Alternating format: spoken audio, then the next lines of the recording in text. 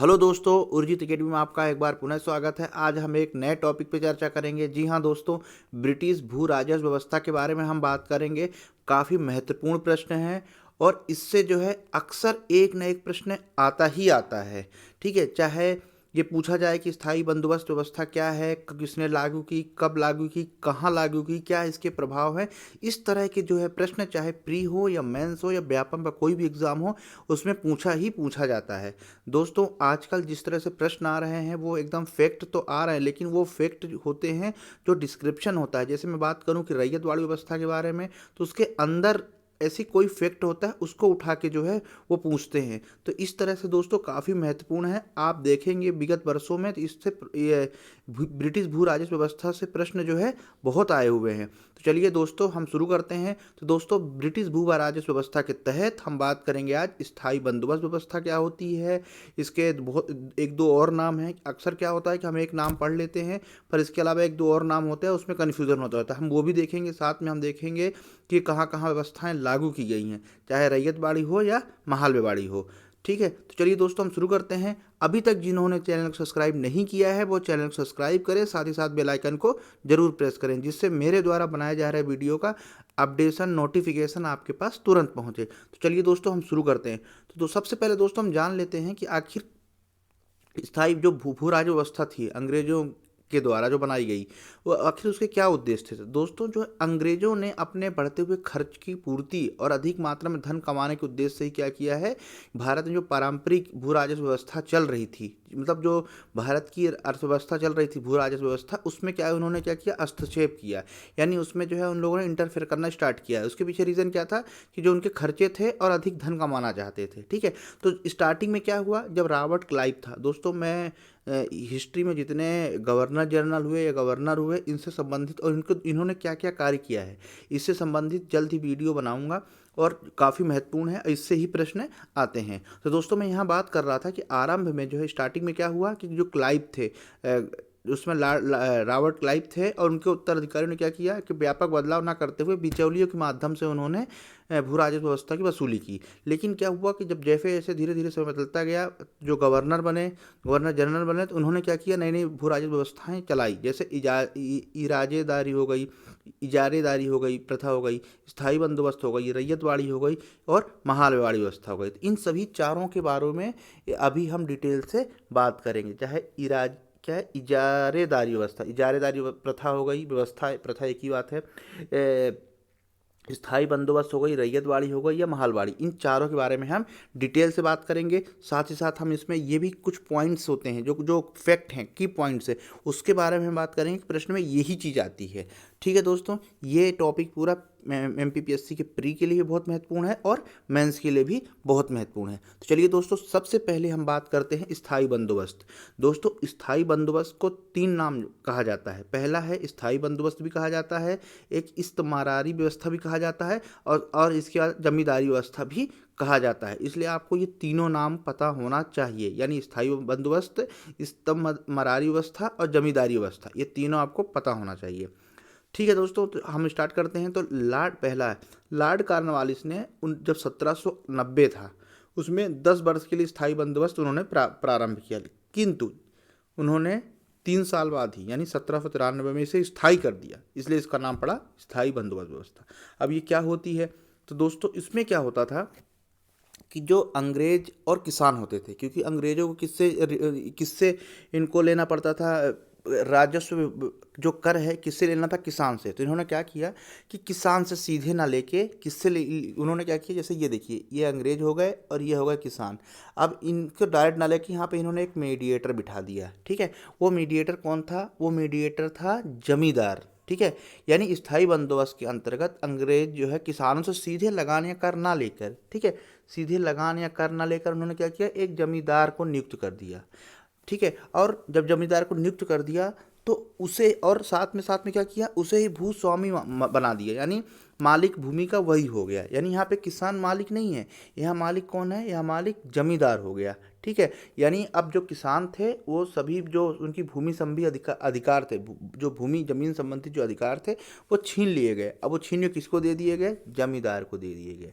ठीक है। यानी स्थायी बंदोबस्त के अंतर्गत क्या हुआ कि अंग्रेज किसानों से सीधे लगान या कर ना लेकर उन्होंने एक जमींदार के माध्यम से या जमींदार को नियुक्त कर दिया, उनके माध्यम से जो है वो कर या वसूल करने लगे।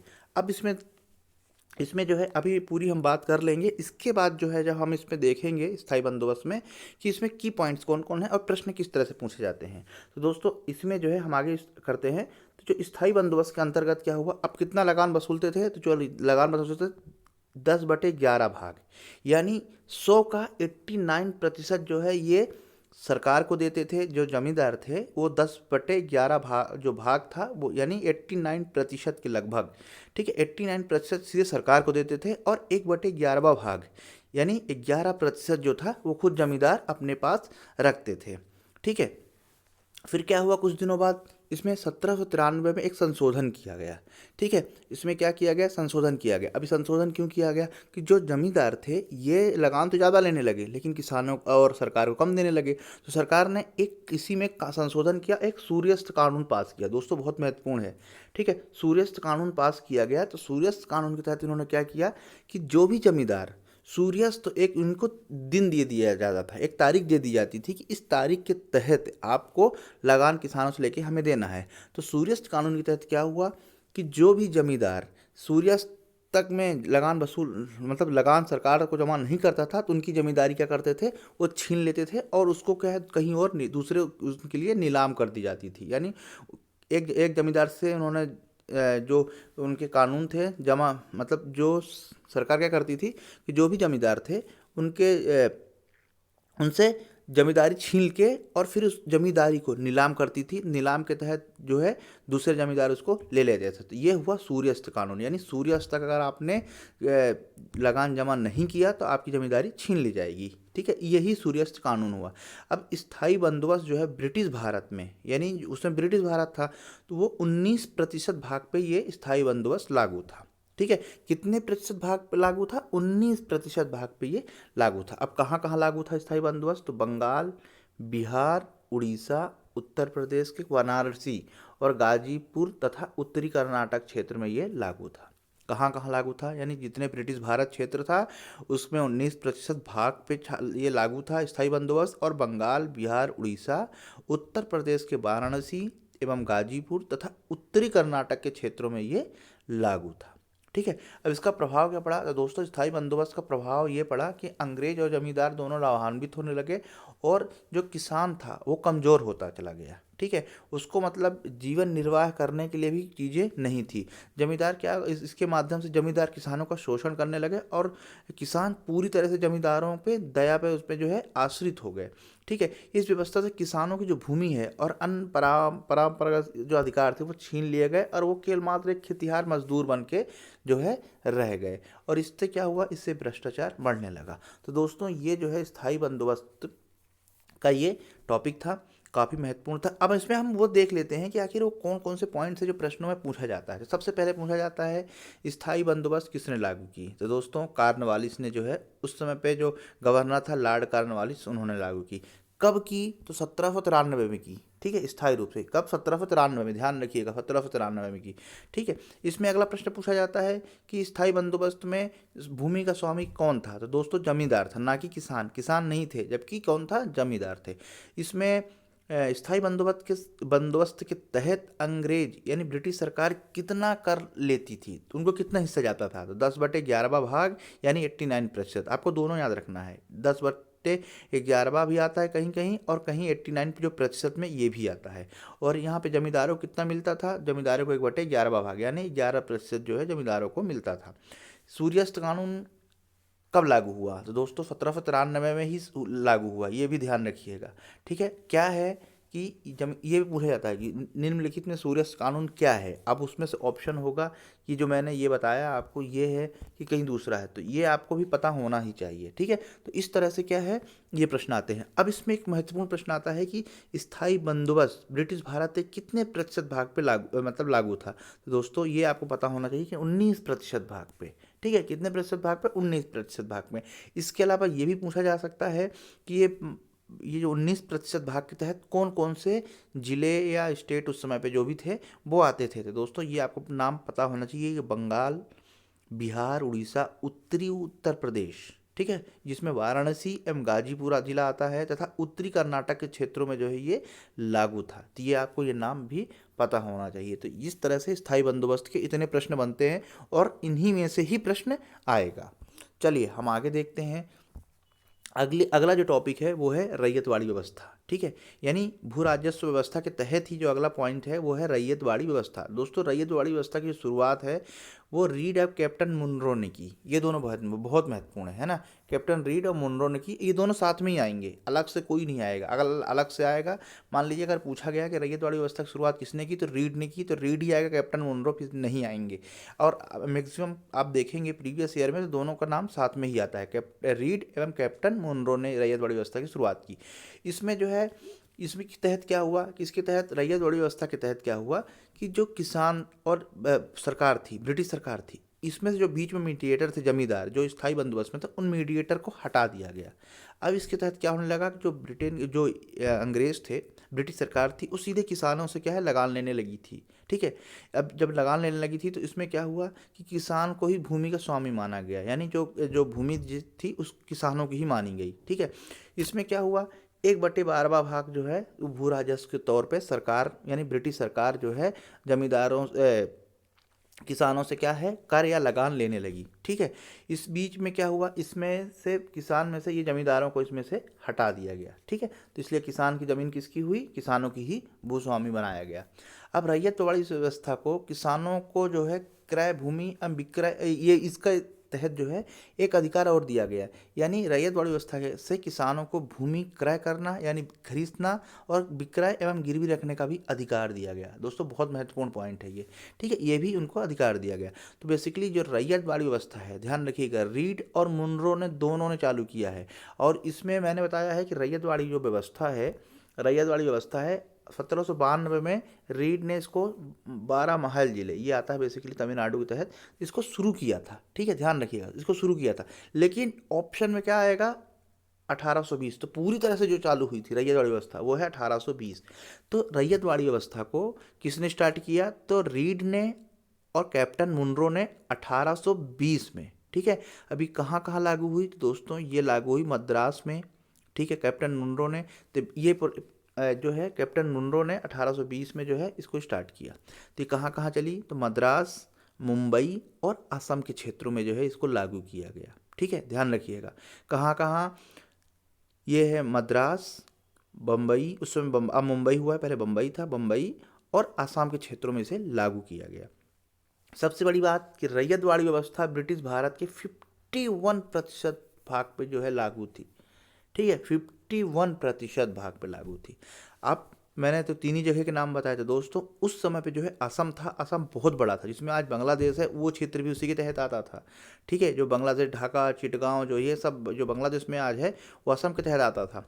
और जो पश्चिम बंगाल है, जो इसमें बंगाल है, बंगाल का क्षेत्र भी काफ़ी बड़ा था। ठीक है, तो बंगाल क्षेत्र भी काफ़ी जो है बड़ा था। इसके बाद जो है कर्नाटक और बम्बई का क्षेत्र भी, जिसमें गुजरात, इस तरह से ये 51% भाग पे जो है ये लागू था। इसके क्या प्रभाव पड़े, तो दोस्तों इसका भी सेम प्रभाव पड़ा, किसानों का शोषण होने लगा, ब्रिटिश सरकार का जो है खजाना बढ़ता गया। तो दोस्तों अब हम देखते हैं कि जो ये रैयतवाड़ी व्यवस्था है इसमें कौन कौन से ऐसे पॉइंट्स हैं जो प्रश्नों में पूछे जाते हैं। तो सबसे पहला है कि रैयतवाड़ी व्यवस्था की स्थापना, मतलब शुरुआत, ये व्यवस्था की शुरुआत किसने की, तो रीड और कैप्टन मुनरो ने की। कब की, 1820 में की। इसमें किसानों को कितना प्रतिशत जो है लगान देना पड़ता था, या सरकार को कितने प्रतिशत मतलब राजस्व मिलता था, 1/12 भाग मिलता था। ठीक है, इस व्यवस्था से जमींदार को क्या हुआ, हटा दिया गया और सीधे लगान लेने लगे। यानी जो लगान थी तो अंग्रेज ब्रिटिश सरकार थी सीधे किसानों से लेती थी। इसमें किसानों को ही भूमि स्वामी बनाया गया और साथ में उनको कुछ अधिकार दिए गए, यानी भूमि को हम खरीद सकते हैं, बेच सकते हैं या गिरवी रख सकते हैं, ये अधिकार दिया गया। अब दोस्तों यहाँ बहुत महत्वपूर्ण चीज़ आती है कि कितने प्रतिशत भाग पे भूभाग पे ये व्यवस्था लागू थी। दोस्तों 51% भूभाग पे ये व्यवस्था लागू थी। ठीक है, ये इंपॉर्टेंट हो जाता है। अब इसके बाद कहाँ कहाँ लागू हुई, तो दोस्तों केवल एक प्रश्न पूछा जा सकता है कि जो कैप्टन ये महालवाड़ी 12 महल जिले में रैयतवाड़ी व्यवस्था किसने लागू की? तो दोस्तों 1792 में, ध्यान रखिएगा, कैप्टन रेड ने लागू किया। ये एक सेपरेट क्वेश्चन पूछा जा सकता है, ठीक है। इसके अलावा मुंबई में व्यवस्था कब लागू हुई? तो 1825 में लागू हुई, ठीक है। कब हुई? 1825 में लागू हुई। इसके बाद कहाँ कहाँ लागू हुई? तो दोस्तों 51% भाग में लागू हुई पूरे ब्रिटिश सरकार, जो भारत साम्राज्य था उस समय पे। और इसके अलावा असम, मद्रास और मुंबई में ये लागू हुई, ठीक है। तो इस तरह से ये व्यवस्था होती है। अगला हम देखते हैं महालवाड़ी व्यवस्था। अब महालवाड़ी व्यवस्था में क्या होता है? तो इसमें जो है इनके जो जन्मदाता हैं, यानी जिसको इन्होंने स्टार्ट किया, तो वो है हॉल्ट मैकेंजी। ध्यान रखिएगा, हॉल्ट मैकेंजी। ये प्रश्न पूछा जाता है कि हॉल्ट मैकेंजी ने किस व्यवस्था को, भू राजस्व व्यवस्था को चालू किया या व्यवस्था को शुरुआत की? तो दोस्तों महालवाड़ी व्यवस्था है। महालवाड़ी व्यवस्था की जो शुरुआत है बेसिकली 1822 में की गई। कब की गई? 1822 में की गई। किसने की? हॉल्ट मैकेंजी ने की। अब इसके अंतर्गत क्या होता है दोस्तों? तो इसके तहत जो है, इसमें ना कोई मीडिएटर है, कुछ नहीं है। इसमें जो ब्रिटिश सरकार है, और उन्होंने क्या किया कि पूरे गांव का एक मुखिया होता है जिसे प्रधान या पटेल कहा जाता है, ठीक है। उनसे क्या किया कि उस पटेल से क्या किया कि जितने समस्त जो है लगान है वो इकट्ठा करता था, और इकट्ठा करके किसको दे देता था? अब ब्रिटिश सरकार को दे देता था। यानी क्या हुआ कि मान लीजिए कोई एक गांव है, उस गांव में जो उसका प्रधान है, वो प्रधान को बना दिया हेड, और वो हेड क्या करेगा? पहले सबसे पहले लगान इकट्ठा कर लेगा, और फिर वो ब्रिटिश सरकार को वो दे देगा, ठीक है। तो इस तरह से ये महालवाड़ी व्यवस्था थी। महालवाड़ी व्यवस्था में भी कृषक ही जो है भूमि का स्वामी था, ठीक है। अलग से इसमें कुछ नहीं था, इसमें भी किसान जो है भूमि का स्वामी था, ठीक है। ब्रिटिश भारत में 30% भूभाग पे लागू थी। ध्यान रखिएगा, 30% भूभाग पे लागू था। हॉल्ट मैकेंजी ने स्टार्ट किया, 1822 में ये व्यवस्था शुरुआत हुई। 30% भूभाग में ये लागू हुई, और कृषक ही भूमि का जो है स्वामित्व था, ठीक है। इसके बाद जो है महालवाड़ी व्यवस्था के अंतर्गत कौन कौन से क्षेत्र आते हैं? तो दोस्तों जो 30% था वो है उत्तर प्रदेश, मध्य प्रांत जो आज का मध्य प्रदेश है, तो मध्य प्रांत, पंजाब प्रांत हो गया, पंजाब का क्षेत्र था आगरा, दक्कन के कुछ हिस्से, व अवध क्षेत्र जो है इसमें शामिल है, ठीक है। कौन कौन क्षेत्र है? अवध इसमें शामिल है। अब दोस्तों इसमें जो प्रश्न बन सकता है कि निम्नलिखित में से किस व्यवस्था में जो किसान हैं वो भूमि के स्वामी नहीं थे? जिसमें से जो है एक ये ऑप्शन देगा, एक स्थायी बंदोबस्त, दूसरा है रैयतवाड़ी, तीसरा महालवाड़ी, और जो फोर्थ है इनमें से कोई नहीं। तो दोस्तों आपको पता होना चाहिए कि रैयतवाड़ी व्यवस्था में जो है भूमि स्वामी तो नहीं था, मतलब जो किसान था वो भूमि का स्वामी नहीं था। तो दोस्तों इस टाइप के प्रश्न ही पूछे जाते हैं, इसलिए इस तरह से ये डिटेल में पढ़ना बहुत ज़रूरी है। फैक्ट में ये चीज़ें मिस हो जाएगी, और वो चीज़ इस यहाँ पर नहीं आ पाएगी। और अगर आप इस तरह डिटेल में पढ़ेंगे, तो अगर मेंस में आप देते हैं, मेंस में देंगे, तो आप ऐसे कैसा लिख देंगे, एग्जैक्ट आपको बहुत अच्छे मार्क्स मिलेंगे, ठीक है। प्रभाव सबका सेम पड़ा। क्या प्रभाव पड़ा इन सभी व्यवस्थाओं से? किसानों का शोषण होने लगा, अंग्रेजों का खजाना बढ़ने लगा, जो किसान थे उनकी दिन ब दिन जो है स्थिति कमज़ोर होने लगी, और वो क्या होने लगे? वो गरीब होते चले गए, अन्न की जो है उनको कमी पड़ने लगी। तो इस सारी चीज़ें जो है आर्थिक, सामाजिक, हर तरह से जो है उनका शोषण होने लगा। तो ये उसके प्रभाव हुए। प्रभाव सभी के सेम है। तो बहुत महत्वपूर्ण है कि ये व्यवस्था कहाँ लागू हुई, कब किसने लागू की, किस किन क्षेत्रों में लागू हुई, कितना लगान लेते थे, स्वामित्व कौन था, इस टाइप के प्रश्न जो है पूछे जाते हैं। अब एक लास्ट बची हुई है व्यवस्था, इजारेदारी व्यवस्था। ये महत्वपूर्ण है। सबसे पहले यही स्टार्ट हुई है 1772 में, जब गवर्नर थे वॉरेन हेस्टिंग, ठीक है। उन्होंने एक नई भू राजस्व पद्धति जो है लागू की, जिसे इजारेदारी प्रथा के नाम से जाना जाता है, ठीक है। अब ये है क्या, इसका उद्देश्य क्या था? तो दोस्तों इजारेदारी प्रथा अपनाने का मुख्य उद्देश्य था भू राजस्व वसूल करना, मतलब अधिक से अधिक जो है भू राजस्व व्यवस्था जो है वसूल करना। सभी का एक ही उद्देश्य था कि अपना खजाना भरना है, ठीक है, क्योंकि उनके खर्चे बढ़ गए थे। अब इस व्यवस्था के प्रावधान क्या है, ये बहुत ही महत्वपूर्ण है। तो इजारेदारी जो प्रथा थी, पंचवर्षीय ठेके की प्रथा थी, मतलब इसमें ठेका दिया जाता था, ठीक है। जैसे आजकल बहुत सारी चीज़ों को ठेका दिया जाता है, ठीक इसमें जो है ठेका ही दिया जाता था। अब इजारेदारी प्रथा, सबसे अधिक बोली लगाने वाले को ही भूमि ठेके पर दी जाती थी, यानी जो सबसे ज़्यादा बोली लगाएगा उसी को जो है वो ठेका दिया जाएगा, ठीक है। ये इसकी हम बात करें इजारेदारी प्रथा के मुख्य प्रावधान क्या थे, तो वॉरेन हेस्टिंग ने 1772 में इसको जो है पद्धति ले आई और उन्होंने लागू की। तो ये 2 पॉइंट हो गए, ठीक है।